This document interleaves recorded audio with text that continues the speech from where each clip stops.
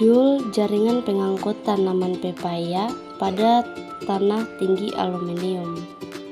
Carica pepaya berasal dari Amerika Tengah dan tumbuh di daerah tropis dan subtropis. Tanaman ini berumur sekitar 5-10 tahun dengan batang tunggal. Variasi tanaman pepaya tumbuh baik di Indonesia karena iklim tropis. Aluminium beracun bagi banyak tanaman.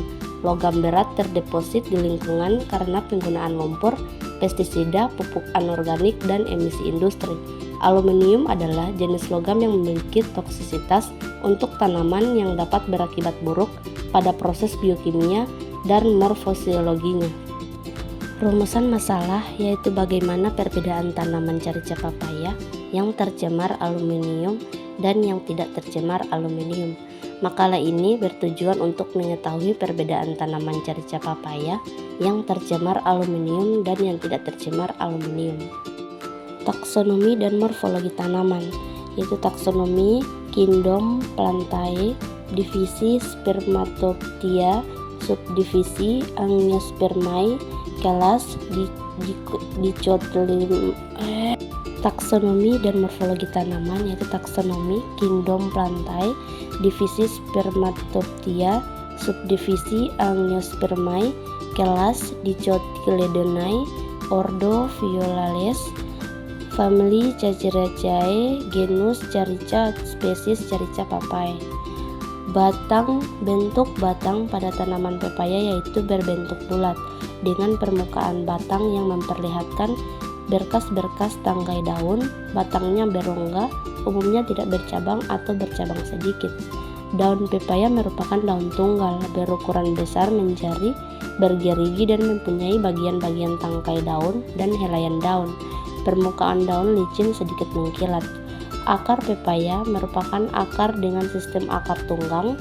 Bunga pepaya termasuk golongan tumbuhan poligam karena pada tumbuhan tersebut terdapat bunga jantan, bunga betina, dan bunga sempurna. Syarat tumbuh, tanaman pepaya dapat ditanam di dataran rendah sampai ketinggian 700 mdpl. Suhu udara optimum 22-26 Celcius. Curah hujan 1000-2000 mm per tahun.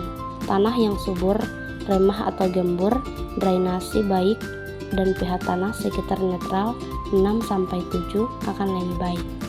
Metodologi penelitian. Yang pertama, penelitian dimulai dari akhir bulan Juli untuk pengambilan sampel di Desa Buduk, Kecamatan Sidorejo, Jombang, dan awal bulan Juli Agustus untuk pengamatan di Laboratorium Fisiologi Tumbuhan. Yang kedua, pengambilan sampel akar dilakukan dengan menggali tanah 0-30 cm untuk diambil 3 akar lateralnya. Pengambilan sampel akar dilakukan dengan hati-hati agar ujung akar tidak terputus. Yang ketiga, pengamatan jaringan pengangkut. Preparat dibuat untuk pengamatan otonomi akar tanaman carica papaya yang tumbuh di tanah tercemar al dan yang tidak tercemar al. Pengamatan ketebalan epidermis dilakukan dengan mengukur hasil pengamaian melalui mikroskop.